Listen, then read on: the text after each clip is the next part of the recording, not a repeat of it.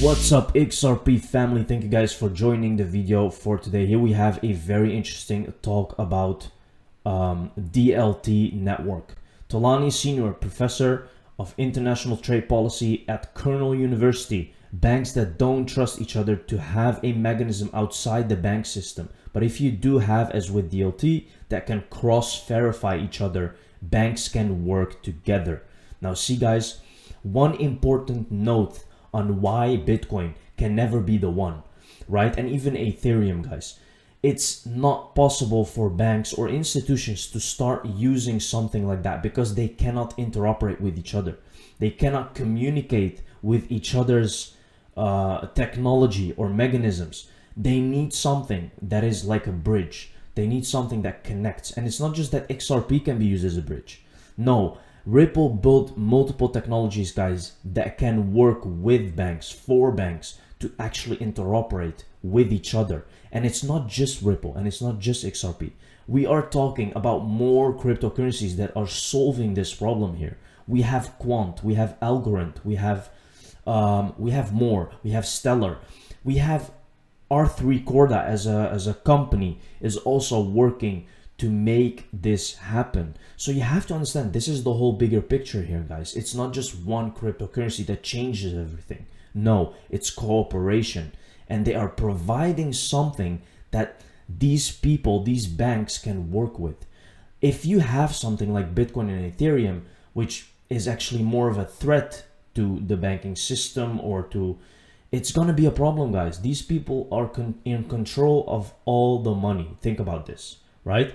So you cannot fight them. You have to work with them. You cannot fight against what is already there. So that is why, exactly why XRP is the chosen one. Let's take a look in this conversation, guys. I want to come back to the experience in India in a moment, but Ashwar, let me kind of tease out something that was implicit in your presentation. One of the big lures of digital currency is the potential reduction of costs, the potential ease of transaction, potentially more inclusiveness, the ability of individuals to have greater access to financial services. I mean, you're already seeing some of that playing out in China. And yet, all of this sort of incredible globalism is happening at a time when, in the non-digital world, the opposite is happening.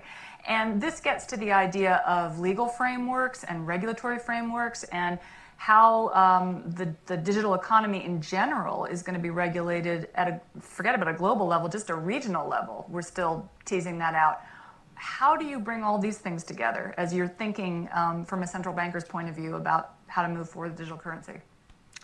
I have little doubt, to be honest, that these gentlemen's august institutions and the Bank of Banks will be in business for hundreds of years to come. The question is what form they will have in the years to come. Certainly there is a lot of hype about how much could be transformed. I don't think, as I mentioned at the end of my remarks, that we're at the threshold of a big revolution, but it's going to be some significant changes in the future. And there are many positives, I think, to be taken from what is happening with digitalization of currencies. It will bring more activities out of the shadows into the formal part of the financial system. It will give people more access to the financial system, and that I think is a really important part if you think not just about financial markets but about the economy as a whole.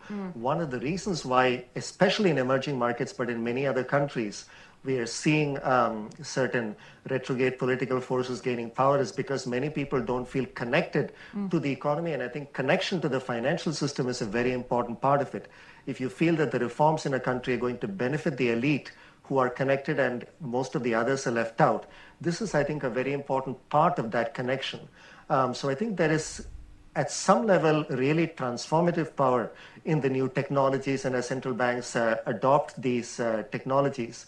But I worry also about potentially downplaying certain aspects of what we are seeing in the world out there. I think the trust is a really crucial issue. But one interesting question is whether verification can really take the place of trust. As Governor Ingves and Governor Patel correctly pointed out, it's very hard for banks which don't trust each other to have a mechanism that goes outside the central bank. But if you do have as with the distributed ledger technology, a way of providing verification in a much more obvious way. One can think about central banks, maybe thieves working together, essentially getting together and creating a verification system where they can cross-verify each other. I don't think we're quite there yet. I don't know if there will be still an element of trust that is missing even among these financial institutions, which are. Now, regarding this thing that he's saying, guys, that trust issue, if you think about it, you know what's happening now. We are in a lawsuit. Why do you think that lawsuit is there? That lawsuit is there to gain trust. Ripple is in a lawsuit, guys. Once it wins, it will have trust. Think about this.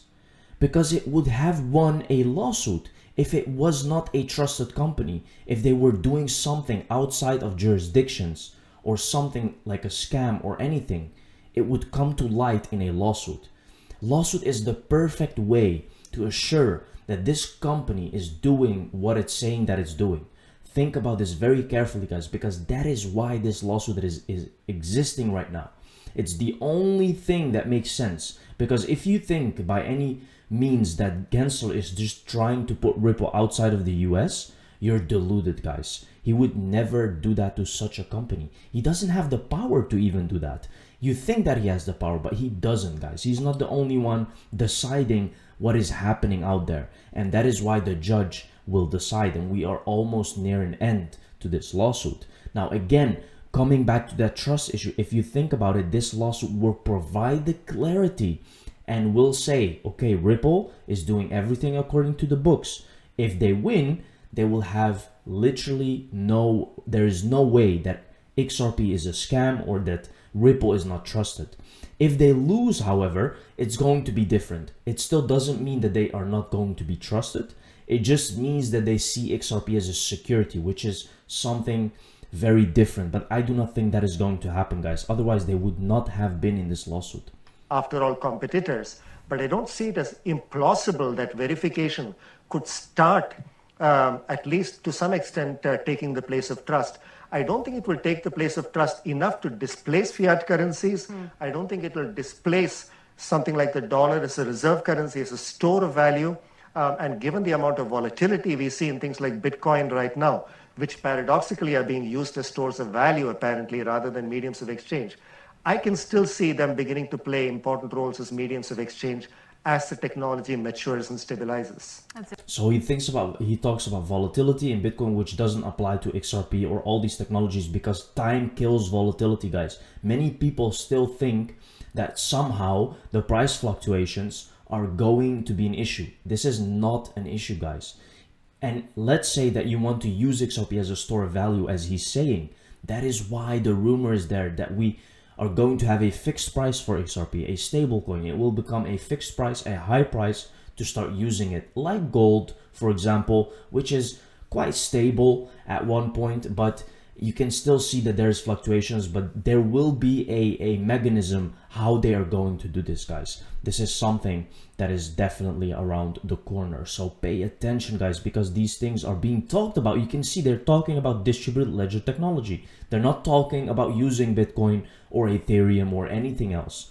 No, they're really talking, guys, about XRP, Stellar, Algorand, Quant, all these things that have the right technologies to be used. Let's finish this video, guys. It's interesting. Governor Patel, you're nodding. Do you agree with this? I do broadly agree with what Ishwar is saying. I think that there will be elements of this which either will come into play or are already in play. Yeah. I mean, the whole issue of financial inclusion, using the e-payments, etc., that's already happening. So that is in a way more fintech rather than cryptocurrency or a crypto asset. And I would agree with Ishwar on that. See, he makes a distinction here between crypto asset and fintech. What is Ripple? Ripple is a fintech company. So understand, guys, what they're talking about here. It's important. The time to act is now, which here you can see, guys, RTGS in Hong Kong and the Bank of England will switch to ISO 222, which will dominate high-value payments, supporting 80% of the volume, 90% value of transactions worldwide. Again, RTGS is Ripple XRP, guys. Go read. You can find it. It's very easy to understand that these people are already there, guys. Pseudonymous analyst Cantorin Clark tells his 159,000 Twitter followers that it's almost time for XRP to burst to the upside. And nothing could be more true, guys, because we are very, very close. Our government should be whining and dining companies like Ripple to get them to stay in the USA, to provide jobs and add to the economy. Instead, Gary is trying to run them offshore. Now, this is exactly what I'm saying, guys. This is not the case. I know that Digital Asset Investor is a very respected guy in this XRP community, and I respect him very much. But to say this, guys, this is not what's happening. They are not trying to do that. They are not stupid. They know very well what Ripple can do and cannot do. They just need to put the framework there, guys, so it can be used. And that is what people are missing here. That's the whole point of the lawsuit. Thank you very much for watching this video, guys. See you in the next one. Cheers.